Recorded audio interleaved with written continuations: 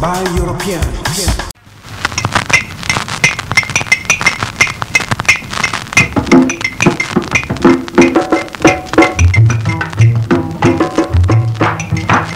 History has not been kind to the African. All races of the world have experienced their high points and their low points. But unfortunately, the African experience has been portrayed only negatively. The aim of this film is to present a more balanced perspective of African people, the African environment, and African culture.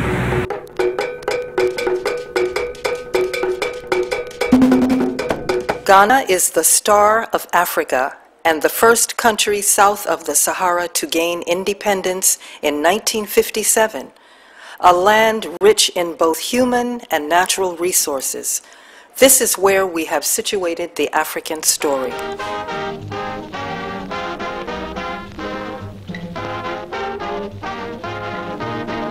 Having withstood the debilitating effects of slavery and negative ethos of colonialism, an examination of the Ghanaian landscape presents a very interesting picture best told by the people themselves.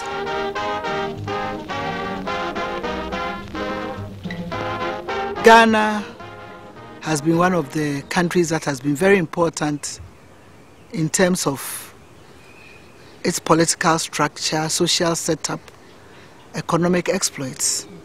And we teach in history what Ghana has had right from BC to AD. In fact, according to archaeologists, Ghana has had habitation since 50,000 BC. My goodness. So Ghana has been here very long and continues to be an important state. What made Ghana also very important is because of Ghana's contact with the outside world.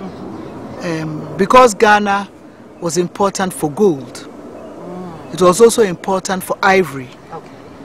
Gold was the one which caught people's attention a lot. And this is why the Portuguese, who were the first Europeans to arrive on the coast of Ghana, called Ghana the Gold Coast, because there was profound gold. And so gold has been very important in international trade in Ghana. And that has made Ghana very important in African history and world history. I see a very bright future. In fact, over the past few years, there's been a lot of efforts by government to have things like emancipation, week Panafest. You know, I've been on the UNESCO Slave Route Project Committee, and sometimes we've had discussions on how to encourage Africans who have traveled outside to come back home.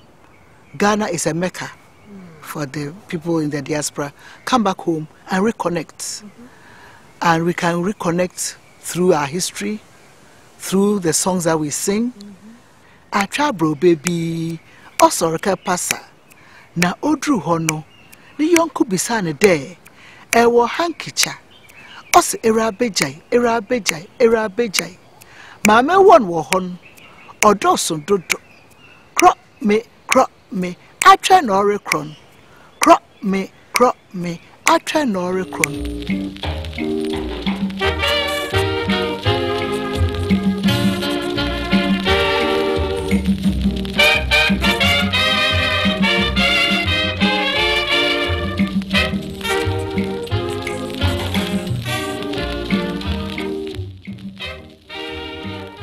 If we're able to reconnect, the benefits, I think, will be much. Many American doctors, professionals, and so on, black Americans, who could come in and work with greater sincerity to promote African development because they identify with the black people. These are their roots. So that is when the Africans also, will have something to contribute, deepening African Americans' understanding and attachment to the continent, so that the two of us together can work out our destiny. After all, that was what Pan-Africanism raised our self-respect, in our own eyes and the eyes of the world. Abolish all discrimination and things. And I think if Black Americans and Africans were speaking with one voice on these issues, they will have a greater attention than either of us acting alone.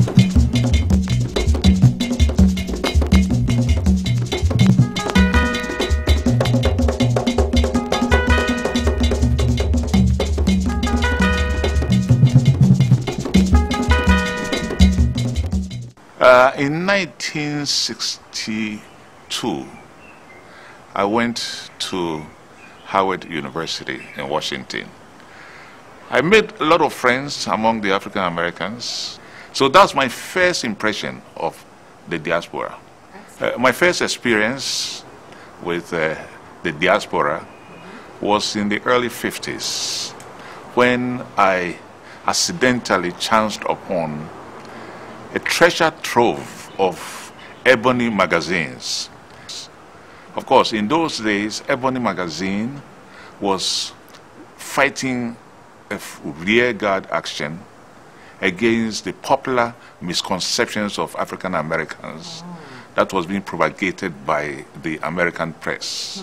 So instead of showing African Americans as convicts, criminals, ebony magazine was dedicated to showing them as judges, as lawyers, as doctors, as people, successful people.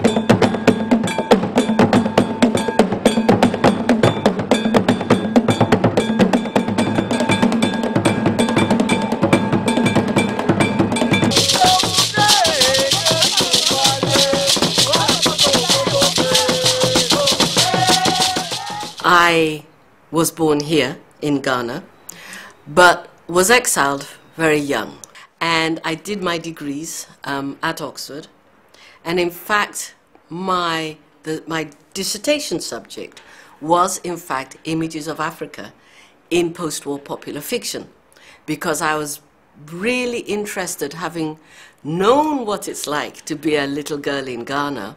I was totally mystified, I mean just mystified by the way in which people talked about Africa, the kinds of questions that you were asked, even as a child, about Africa. And it lived with me so much that it became the subject of my doctoral dissertation. I mean, I had an elder brother who went to England a little ahead of the rest of us, and he got so tired of the kinds of questions that people asked, that when he introduced himself, he started introducing himself by saying, "Hello, my name is Kofi Busia, and I was born speaking English with shoes on." And what has been exciting has been being able to, develop courses and things like that, to teach African Americans, well, look at the food you eat. What is soul food? What is different about the way people of African descent cook greens as opposed to people of European descent? It seems a simple thing, but why do we treat collard greens differently from the way we treat cabbage? It's because collard greens are cooked the way they have been on this side of the continent, with meats and onions and tomatoes or something, rather than just plain boiled or steamed. It's not a question of better or worse, it's a question of seeing with fresh eyes the things that are familiar. Strengthening ties for the future. I think the issues are the same as they always have been. We have different opportunities in a world in which we have instant and mass communication. So in a way, things are simpler, but they're also more complex, because instant communication does not mean greater knowledge. It might mean greater access to images and ideas, but it does not necessarily mean greater knowledge. And I really think that healthy relationships can only be built on a profound understanding and a willingness to understand and share, and understand that we have a common history, that has developed differently but still shares a lot of commonalities. So we need to understand the things we have in common, and we need to understand the things that are different and why. How come they are different? And I think on that basis, we will be able to create a different sense of ourselves.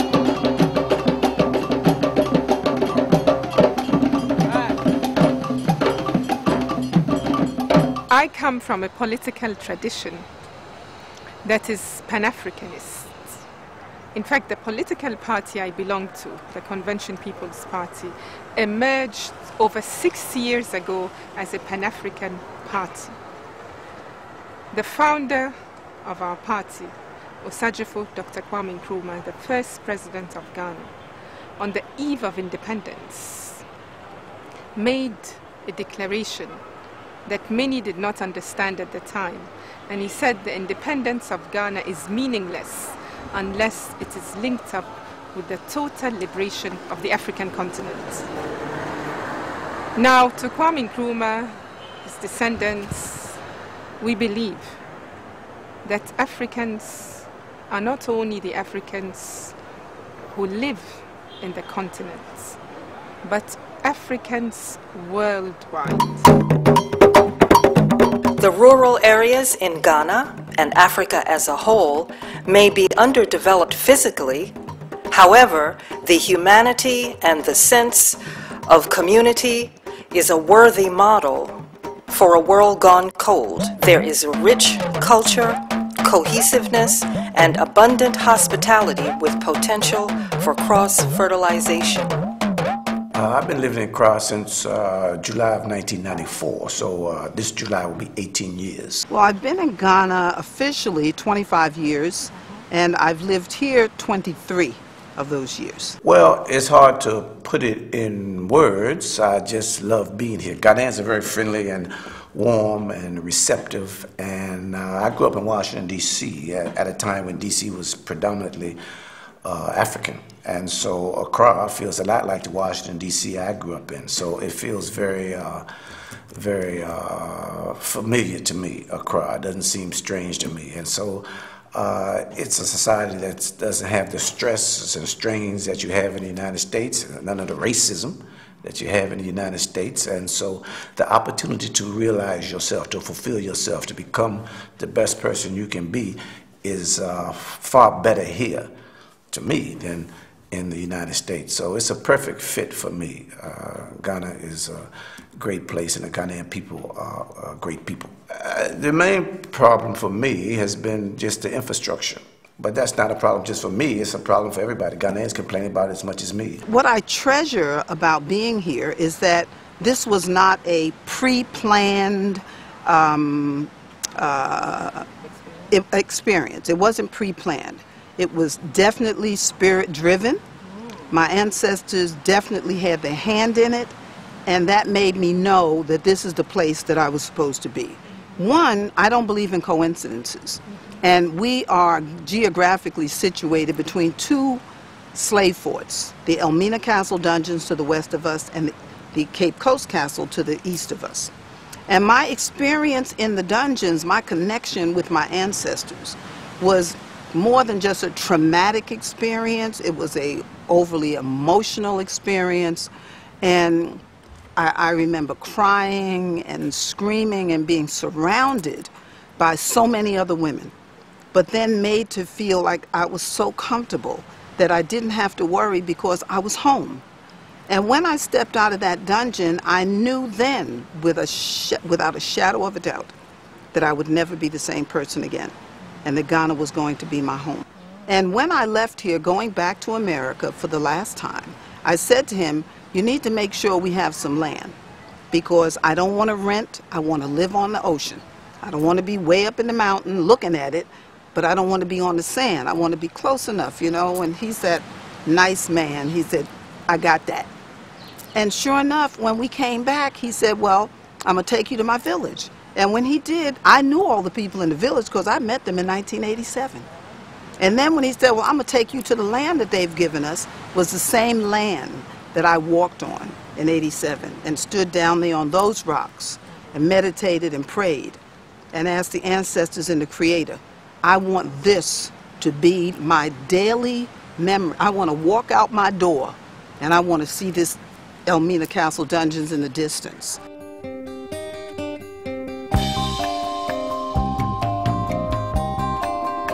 I'm from a small town called Alexander, Louisiana, in central Louisiana. My wife is from Mansfield, Louisiana, which is up the northern part of Louisiana. Most of my life I was in law enforcement. I briefly attended Southern University and Louisiana State University in law enforcement. That was for approximately about 12 and a half years. Okay. And up until 2000 was my first visit to Ghana. Okay. And that first visit, actually, I can say I was hooked on Ghana because I seen the need. Because education always been a big part of my life. And I seen that that was something that was missing over here, and what I can do, I tried to do. And each and every year I come back, I was actually bringing school material back to supply schools in the Volta region, also in the central region here in Accra. And just recently, a year ago, we decided to move here. And at that time, once we moved here, we was thinking about doing a profit organization, trying to, make money to stay here. But moving in this area called Pillar 2, we've seen a need with the schools and the kids here. So we switched from profit to non-profit. And we started supporting actually 3 schools in this area from our own expense. So we have established our NGO. We're very happy of this decision. We have made wonderful friends. The community is supportive. The government is supportive. Everyone is supportive of us, and we're glad we've made that move.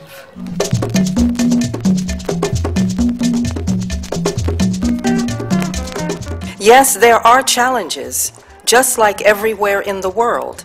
In fact, the human nature of the African presents the best template for a world lost in materialism and greed, looking for solutions.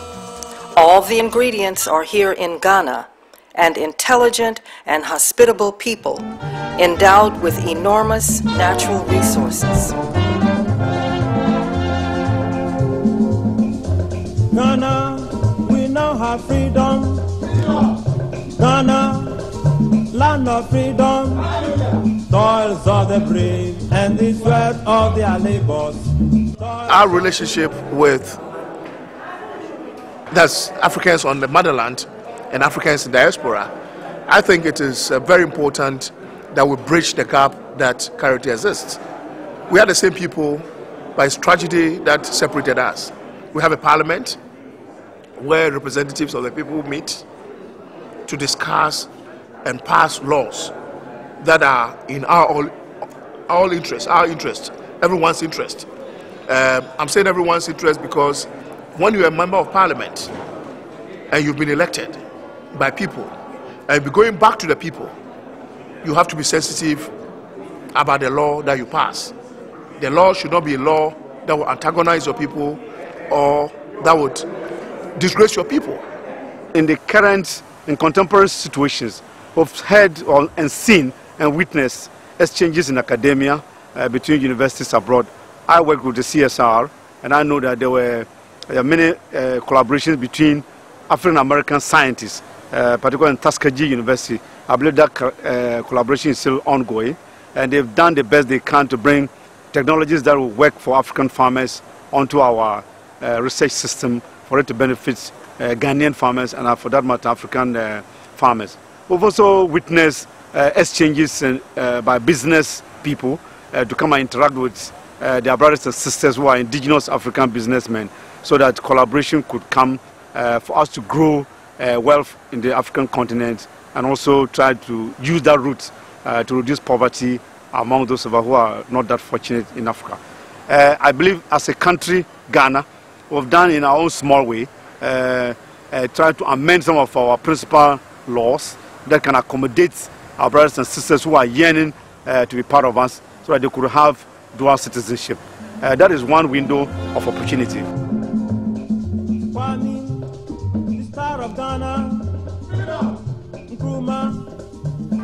In our first republic, many important black personalities visited Ghana in the early 60s. Indeed, on the eve of Ghana's independence, Martin Luther King was here to witness the celebrations. And there's an incredible story that is going round. And the story we are told goes something like this.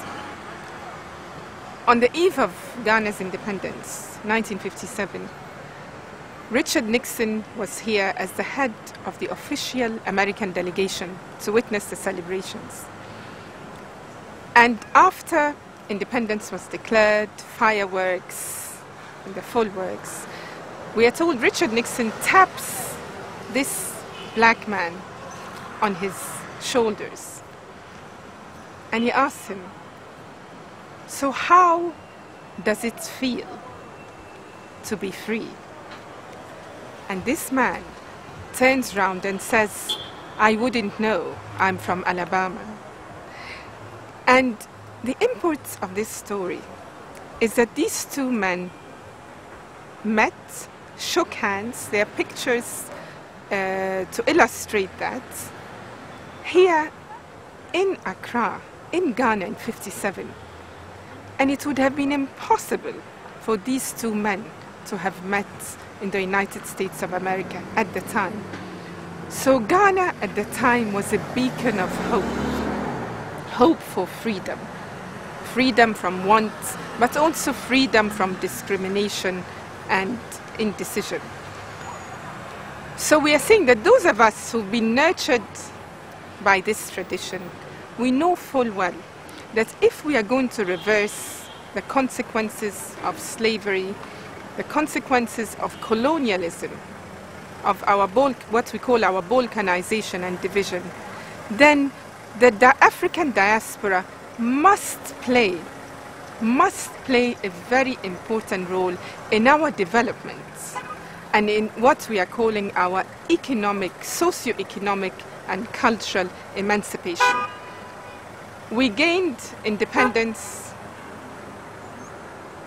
6 years ago, political independence, but we know that the task ahead of us is to gain our socio-economic and cultural emancipation, to believe in ourselves yet again as Africans who can solve their problems relying on their resources, spiritual, material, and intellectual. And we cannot do this without the active involvement of the African. The Constitution of Ghana is a universal document. What is left is for people of goodwill, especially people of African descent, to engage constructively. The potential rewards are enormous and mutual.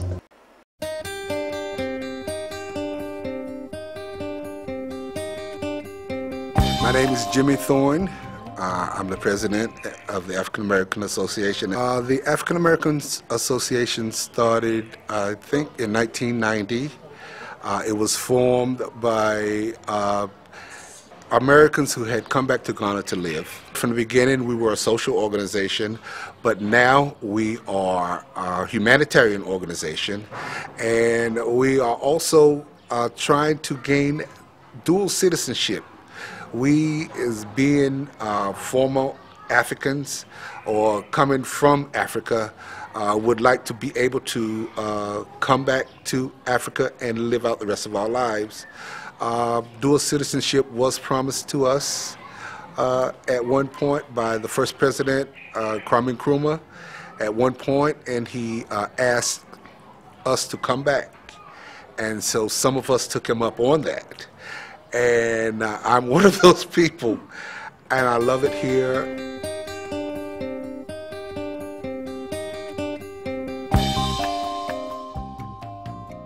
My goal here to come to Ghana was a lot to do with America.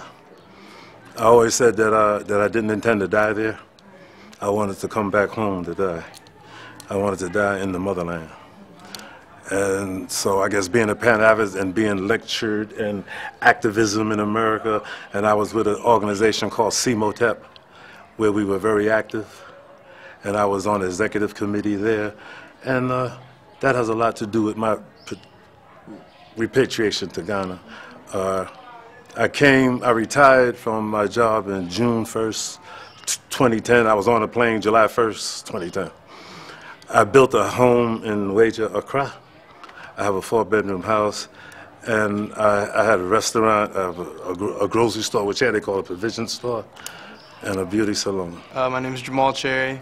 I'm from Tampa, Florida. And yeah, like I said, I'm interning at VRA. I'm working in the renewable energy department, and I'm actually going to school at Cornell right now. I'm a civil engineer. So I just came over to kind of get a sense of what's going on in Ghana culturally, and just kind of experience the whole situation here. And I've had a very good trip so far, and I'll definitely be coming back. Came here the first time last year to scout business opportunities, and also to get an idea of Ghana's culture. So this is our 4th trip. This trip, once we had sort of identified some of the business opportunities that we had, we started doing additional due diligence on the country, found out that malaria is still a major problem here. Decided that we would try to launch a malaria elimination project in a small area of Ghana. So just yesterday, in fact, our NGO, a non-governmental organization, which is called Global Health Professionals, signed a memorandum of understanding with the Volta River Authority to launch a 5-year malaria elimination project as a demonstration, sort of proof of concept project in a city called Akosombo, which is about an hour and a half from Ghana. So we'll be going back and forth in the future to make sure that project continues. We are here now in Ghana as our launching pad to address malaria, as he stated, in Akosombo. And that basically we know that malaria has been a major source of problems for Africa as far as death in kids 0 to 5, pregnant women. Those are leading causes of death, and also a loss of productivity as far as the people's ability to take care of themselves and to be as productive as other people. And so we feel that our cause is to help eliminate some of the death and disability caused by malaria, which will in turn make the country more productive. So we're happy to be here. I came to Ghana originally to check it out, to see what type of business opportunities were here also. But I was giving a vision to be able to see a home for wayward girls and males, to be able to find out. At first I thought it was for the United States totally. And I began to have a nonprofit organization in the United States that is going towards that goal for the United States to be able to help globally here. So I went and purchased the land here so that we can go ahead and be able to build an orphanage, to be able to train and teach the children skills and life skill sets that they will be able to have to be able to do different types of work.